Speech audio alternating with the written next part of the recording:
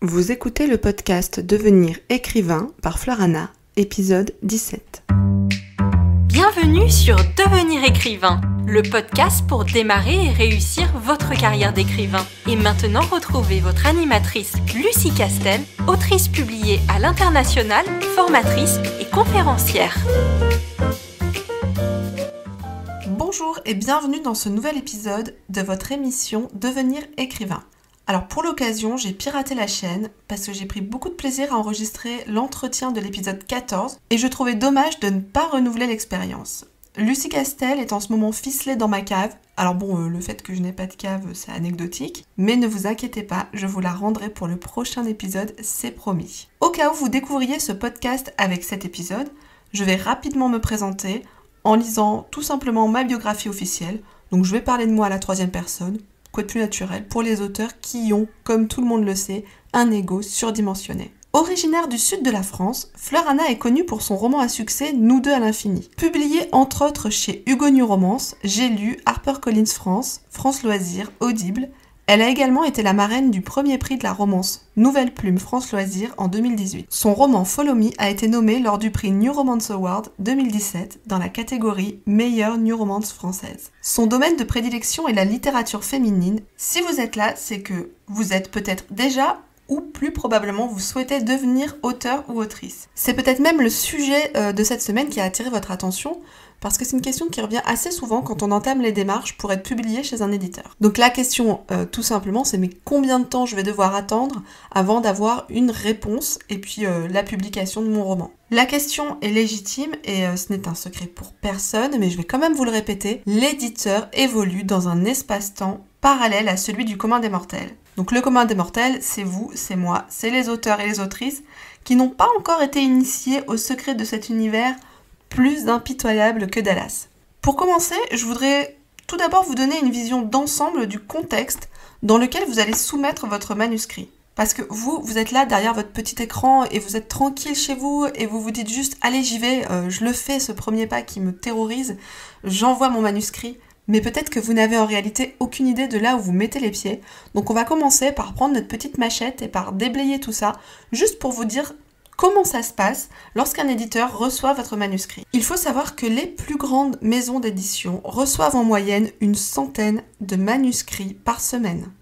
Donc je voudrais juste que vous imaginiez une petite musique d'ambiance à la New York police judiciaire quand je vous annonce ça, parce que il faut quand même garder en tête que c'est un chiffre qui est énorme. Je vais vous renvoyer pour l'occasion à un article du magazine L'Express, donc on vous mettra le lien dans la description du podcast, qui vous parle bien du comité de lecture que je vais aborder dans quelques instants, et des soumissions de manuscrits et la façon dont les manuscrits sont sélectionnés. Donc partons du principe qu'on est sur une moyenne de 100 manuscrits par semaine, vous imaginez bien le nombre de pages que ça représente. En fait non, moi j'ai un petit peu de mal à imaginer, donc j'ai pris ma petite calculatrice, ça représente des milliers de pages. Donc sur une année, on est chez les plus gros éditeurs à 6000 manuscrits. Bon après ça va décrescendo selon la taille de la maison d'édition et puis sa popularité, mais enfin ça représente quand même beaucoup d'histoires et de phrases et de mots à lire pour les comités de lecture. Pourquoi je vous parle de ces chiffres ? Eh bien tout simplement parce que pour vous, votre manuscrit, votre roman, il est aussi précieux à vos yeux qu'un de vos organes vitaux. Mais en fait, quand il va arriver chez l'éditeur, partez du principe qu'il va prendre la poussière un moment avant que quelqu'un s'y intéresse. Vraiment, si c'est votre état d'esprit dès le départ, il n'y aura pas de souci, vous allez le vivre très sereinement. Si vous êtes impatient et que vous actualisez sans arrêt votre boîte mail dès l'instant où vous avez envoyé votre manuscrit, vous allez craquer, vous allez péter les plombs. Donc comme je l'ai mentionné un peu plus tôt, les plus grandes maisons d'édition possèdent ce qu'on appelle un comité de lecture. Qu'est-ce qu'un comité de lecture ? Ça va être un ensemble de lecteurs donc qui souvent travaillent en freelance, mais qui peuvent aussi travailler au sein de la maison d'édition, qui vont avoir pour mission de déblayer tous les manuscrits que les éditeurs reçoivent. Donc évidemment, quand vous envoyez votre manuscrit, il y a toujours une petite présentation, un synopsis, etc. Et il commence par là en fait, parce que par exemple, un des premiers critères qui va déterminer si votre manuscrit va vraiment être lu ou pas, c'est est-ce qu'il correspond à la ligne éditoriale. Et ça, normalement, souvent les éditeurs vous demandent quand même quel est le genre de votre roman. Parce qu'on pourrait penser que c'est logique, vous n'allez pas envoyer un livre de cuisine à un éditeur de romance par exemple, mais en fait si ça arrive. Parfois les gens ne réfléchissent pas, ils vont tout simplement prendre une liste d'éditeurs, les arroser avec leurs manuscrits sans chercher à savoir s'ils sont bien dans la ligne éditoriale. Bref, le rôle du comité de lecture, c'est vraiment de commencer par déblayer et puis bien sûr de lire les manuscrits qui auront survécu. Alors après, vous vous en doutez bien, ce n'est pas parce qu'une maison d'édition reçoit une centaine de manuscrits par semaine qu'elle a à sa disposition une centaine de lecteurs. Donc le comité de lecture comporte en moyenne 5 lecteurs. Encore une fois, je ne veux pas vous embêter avec les chiffres, mais ça représente tout de même une vingtaine de manuscrits à lire par semaine. Avec autant de soumissions, vous vous doutez bien que les manuscrits ne sont pas tous lus de la couverture à la dernière page. En fait, quand on y réfléchit, c'est un petit peu le même processus que nous, on a en tant que lecteur. Quand on arrive dans une librairie, il y a tous ces livres, tous ces romans. Alors soit on sait précisément ce qu'on veut, soit on a juste envie d'une nouvelle lecture, mais on ne sait pas trop quoi prendre, on n'a pas eu de recommandations, on n'a pas de titre en tête, donc on se balade comme ça dans les rayons. Il va y avoir des critères qui vont attirer notre attention. Donc pour les lecteurs, ça va être la couverture, le titre, le nom de l'auteur, le genre. Pour les lecteurs du comité de lecture, ça va être tout autant de critères qui vont déterminer si le manuscrit vaut la peine d'y passer du temps et de le lire. En tout cas, de commencer à le lire. Parce qu'il est évident que quand un lecteur du comité de lecture va se lancer dans une lecture de manuscrit, il va tout de suite se rendre compte si ça peut coller ou pas. Parfois, c'est même pas la peine d'aller plus loin. Parfois, il va douter et il va aller au bout mais sans être vraiment convaincu. D'autres fois, il va avoir un gros coup de cœur. En bref, il faut déjà lui donner envie de lire votre manuscrit. Que ce soit pour nous en tant que lecteurs lambda dans une librairie ou pour un lecteur du comité de lecture d'un éditeur qui va se retrouver avec une énorme pile de manuscrits, qu'elle soit physique ou virtuelle, la première impression est vraiment la plus importante. C'est pourquoi je ne vous encouragerai jamais trop à soigner votre soumission. Alors ce n'est pas le propos de cet épisode, donc on va pas s'étendre sur les conditions de soumission d'un manuscrit, ou plutôt la procédure pour soumettre un manuscrit. En revanche, dans la formation que vous proposera bientôt l'ICAR, vous aurez la possibilité de discuter avec un éditeur et d'autres auteurs qui ont déjà soumis leur manuscrit, et ces personnes vous aiguilleront sur la manière de soumettre votre manuscrit. Évidemment, il faut que le manuscrit soit écrit. Donc, en attendant, écrivez. Vous voyez donc qu'il est primordial que tous ces éléments soient particulièrement convaincants, car avec les chiffres que nous venons d'évoquer, le comité de lecture ne peut absolument pas se permettre de lire tous les manuscrits en entier. Ce serait une énorme perte de temps pour lui et puis pour tout le monde. Donc on est là avec ce comité de lecture qui a une énorme pile de manuscrits à lire. Peut-être que le vôtre d'ailleurs se trouve sous la pile selon le moment où il est arrivé. Et à moins d'être recommandé soit par un autre auteur ou une autre autrice de la maison d'édition, ou peut-être une connaissance qui est vaguement en contact avec l'éditeur, en bref, à défaut d'avoir du piston, il faut accepter l'idée que votre manuscrit ne sera pas lu avant plusieurs mois. Et s'il est lu assez rapidement, le retour ne sera pas fait avant plusieurs mois, parce qu'il n'y a pas qu'un lecteur qui va lire votre manuscrit. Dans le cas où le manuscrit ne colle pas à la ligne éditoriale, où vraiment il est pas corrigé et il fait saigner les globes oculaires à la lecture, là, à la rigueur, oui, il y n'aura qu'un qui va s'y coller. Mais dans le cas où votre manuscrit peut vraiment correspondre à l'éditeur, eh bien il va falloir à l'éditeur plusieurs avis, pas juste celui d'un lecteur. Donc vous pensez bien, ça rallonge encore le délai.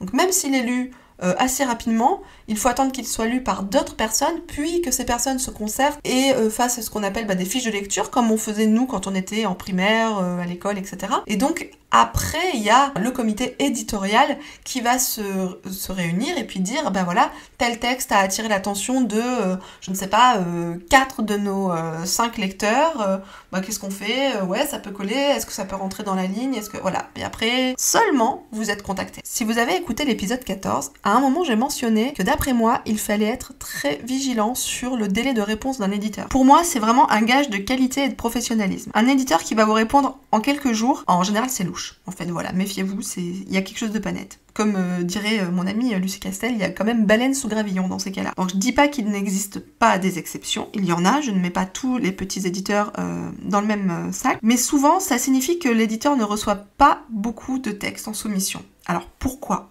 il en reçoit pas beaucoup? Il y a 2 principales raisons. Soit il vient de se monter, il n'existe pas depuis très longtemps, et dans ces cas-là, les auteurs ne sont tout simplement pas au courant de son existence, et je ne peux que vous conseiller d'attendre un petit peu, de voir comment va se comporter cet éditeur. Vous jetez pas, allez pas essuyer les plâtres d'un éditeur qui vient de se monter, vous n'avez vraiment pas envie d'être le bouclier humain en fait, quoi.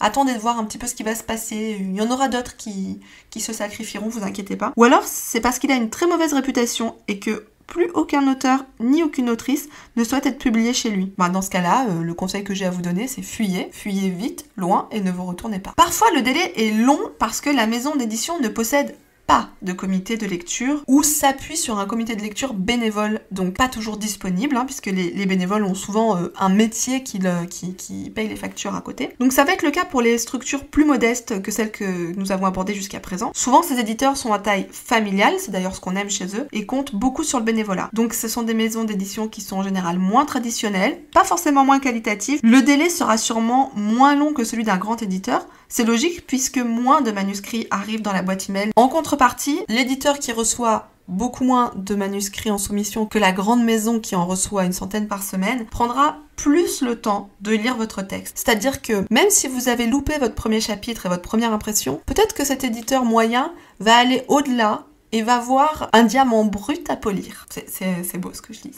J'espère que vous prenez des notes parce que c'est intéressant tout ça. Malgré tout, ça restera quand même assez long de recevoir une réponse, quel que soit le comité de lecture, que ce soit un comité professionnel ou pas. Et encore une fois, restez bien vigilants. Voilà, je ne pourrais pas le répéter assez, mais vérifiez bien en amont. Donc cette histoire de délai de réponse, finalement, vous l'aurez compris, c'est aussi un gage de qualité. C'est une contrainte parce qu'on n'a pas la réponse aussi vite qu'on le souhaiterait, mais ça reste un gage de qualité. Donc maintenant, je vais arrêter le suspense, je vais vous dire un petit peu quel est le délai moyen d'attente de réponse. Il est de 6 mois. Encore une fois, on est dans une moyenne, il y a des éditeurs qui vont être un petit peu moins longs à répondre, et puis d'autres, ça peut aller jusqu'à 1 an. Mais vraiment, en général, ils mettent à peu près 4 à 6 mois à répondre oui ou non. Là, c'est le délai pour une réponse, pas pour une réponse positive, forcément. Je ne peux pas vous garantir ça, même si j'aimerais beaucoup. Et en fait, tout le problème, à mon avis, dans cette histoire de délai éditorial, d'espace-temps éditorial, c'est l'attente. Parce qu'en fait, non, il faut pas attendre, tout simplement. Certains auteurs et certaines autrices pensent que la bonne stratégie quand on soumet un manuscrit, c'est d'envoyer à 1, 2, voire 3 maisons d'édition qui sont les éditeurs de nos rêves, où on a tellement envie d'être publié qu'on vendrait notre premier-né sans ciller, pourvu d'avoir notre roman publié et estampillé par cet éditeur. Donc souvent, j'ai entendu des auteurs dire « Oui, mais moi je l'ai proposé à telle maison d'édition, donc je vais attendre sa réponse avant de l'envoyer à d'autres maisons d'édition. » Mais enfin, vous imaginez déjà le délai de base, juste le délai standard qui ne dépend pas de vous. Si en plus, vous procédez de cette façon, vous aurez de la chance si vous ne mourrez pas de vieillesse avant d'obtenir une publication. Alors, je sais que la gloire à titre posthume, en général, c'est pérenne, c'est quelque chose de très honorifique, etc. Mais croyez-moi, vous avez plutôt envie de voir votre livre en rayon des librairies de votre vivant. Alors, mon conseil, c'est de ne pas attendre. Commencez par envoyer votre texte à plusieurs éditeurs en même temps. Donc, ça n'empêche pas de faire une première sélection des éditeurs que vous voulez vraiment convaincre, mais choisissez-en une poignée. N'allez pas chez un éditeur, vous allez attendre la réponse, etc. Non, allez-y, envoyez comme ça une première salve de votre manuscrit. Et une fois que vous aurez eu les premières réponses, vous pourrez décider si vous vous envoyez aux maisons d'édition qui vous séduisent un petit peu moins, mais où vous avez quand même envie d'être publié. Dans tous les cas, vraiment, ne soumettez jamais votre manuscrit à un éditeur qui ne vous tente pas, que vous trouvez bof, qui a mauvaise réputation. Si vraiment votre texte s'est retrouvé uniquement avec des refus, bon, déjà interrogez-vous sur votre texte, mais allez, partons du principe qu'il n'était pas dans la bonne ligne éditoriale, que c'est vraiment le texte est bon, c'est juste qu'il n'a pas trouvé chaussure à son pied. Dans ces cas-là, plutôt que de vous tourner vers un éditeur médiocre et puis vous y allez vraiment à reculons, pensez à l'auto-édition. Ce sera quand même beaucoup plus bénéfique pour vous. Donc que faire en attendant les réponses ? Parce que comme c'est très long, c'est un petit peu le propos de ce podcast, comme c'est très long, que fait-on en attendant les réponses ? Donc encore une fois, j'insiste, n'attendez pas. Je vais vous parler de l'ouvrage La guerre de l'art de Steven Pressfield, où il nous raconte comment il a été content et fier de lui quand il a terminé son premier manuscrit, ou quand de manière générale il termine un manuscrit, et qu'il va en parler à un ami tout content, tout heureux, et puis il lui dit voilà, j'ai fini mon texte, je suis trop content, ça faisait des mois que je bossais dessus et tout, faut qu'on fête ça, machin. L'ami lui répond mais moi je suis très content pour toi, c'est génial, mais qu'est-ce que t'attends pour commencer le suivant ? Et donc en fait c'est exactement, alors je paraphrase, je suis pas allée citer le livre tout simplement parce que je le possède en anglais et que j'ai vraiment envie de vous épargner mon accent dans ma grande bonté. L'idée c'est de ne surtout pas rester à attendre, à se tourner les pouces, c'est de continuer à nourrir votre esprit, à à écrire, à avancer dans votre carrière, même si vous n'avez pas encore eu de réponse. N'attendez pas en partant du principe que oui, l'éditeur, si ça va pas, il va me dire pourquoi, je vais pouvoir m'améliorer, je vais pouvoir changer ce qui ne va pas, parce que dans la plupart des cas, les éditeurs n'ont pas le temps, en fait, de vous faire un retour précis. Ils vont être capables de vous dire, alors, vous avez la réponse négative, le refus standard, c'est ça n'entre pas dans notre ligne éditoriale. Mais ça, c'est le refus qu'ils donnent parce qu'ils n'ont pas le temps de vous dire pourquoi, en fait. C'est juste que ça n'a pas convaincu les lecteurs au comité de lecture et ils savent pas forcément pourquoi. Des fois, ça le fait pas et on sait pas mettre des mots sur la raison pour laquelle ça ne le fait pas. Mais ne vous attendez pas à ce que chaque retour négatif vous enrichisse, en fait. Parfois, ça va juste être non. Et il faudra faire avec. Du coup, n'attendez pas, écrivez, continuez, avancez dans votre carrière. J'ai été cofondatrice d'une maison d'édition qui s'appelait EDB avec Jacinthe Canet et sur notre page internet de soumission de manuscrits, nous avions donné un petit conseil donc que je vais vous lire. Le conseil qu'on donnait aux personnes qui nous avaient soumis leurs manuscrits était le suivant. Achète un DVD de Ryan Gosling, du popcorn, relis l'intégrale d'Harry Potter, bref, passe le temps zen et sereinement, la réponse arrive. Donc ça remonte à 5 ans, donc maintenant je vais vous donner la version un petit peu mise à jour. Maintenant ça donnerait quelque chose du genre, prends-toi un abonnement à Netflix, achète quand même du popcorn, ne relis pas l'intégrale d'Harry Potter parce que tu l'as déjà lu 18 fois, va plutôt démarrer Game of Thrones, mais pars du principe que la série n'est pas terminée en livre, donc peut-être regarde plutôt la série télé, écris ton prochain chef-d'œuvre et ne t'en fais pas, la réponse finit toujours par arriver. Et si vous pensez que après ce long délai d'attente de réponse, après une soumission de manuscrit, on va retourner dans des délais à échelle humaine, eh bien, vous vous trompez. Lorsque vous aurez signé votre contrat, après des mois d'attente, sachez que votre roman ne verra pas le jour avant en moyenne 1 an. Ça peut être plus ou moins 1 an, mais comptez au minimum, grand minimum 6 mois. Moins, c'est comme pour les délais de réponse, c'est louche. Les plannings éditoriaux sont fixés en général 1 an à l'avance. Ce n'est pas gravé dans le marbre, c'est évolutif, mais globalement, sachant que les éditeurs doivent présenter leur sortie 6 mois en amont aux commerciaux, vous comprenez bien que les délais de publication ne peuvent pas être plus courts que les délais de présentation. Je connais des autrices qui ont parfois attendu 2 ans pour qu'un de leurs romans soit publié. Et là, je ne vous parle pas du délai soumission-publication, mais bien du délai signature de contrat publication. Donc là, au point où on en est du podcast, à votre place, ma fille me dirait « En fait, tu veux briser mes rêves et me décourager, c'est ça ?» Je vous assure que mon propos a l'objectif opposé. Je voudrais vous aider à comprendre cette réalité des délais de réponse, et de manière générale, l'espace-temps éditorial, afin que vous ne soyez ni déçus ni impatients une fois que vous serez dans le circuit. Ce sont des informations que j'aurais beaucoup aimé avoir à mes débuts, donc je me dis, allez, on est sympa, on passe le relais, et on essaye de sortir ce métier d'auteur de son obscurité, de sa solitude. Donc ce qu'il faut retenir, c'est que chaque étape de l'édition prend une dimension qui peut parfois surprendre, souvent agacer, et ça concerne tous les domaines. Les réponses aux emails, même si actuellement, j'ai beaucoup de chance, j'ai une éditrice qui me répond très rapidement, mais j'ai eu dans le passé des éditeurs qui mettaient parfois 1 mois, voire plus à répondre, et encore seulement si je les relançais. Donc ça peut être les corrections, les retours de contrat, etc. En fait, tout passe par la chaîne de commandement, ce qui peut également ralentir le processus, et au final, s'il y a bien une qualité que le monde de l'édition nous apprend, c'est la patience. Je vous remercie de m'avoir écouté pour cet épisode hacké de devenir écrivain. Je vous invite à nous soutenir, ça vous prendra à nouveau quelques instants, on va pas revenir sur le coup des délais. Ça nous motivera, nous, à continuer cette émission. Comment pouvez-vous nous aider? C'est tout simple.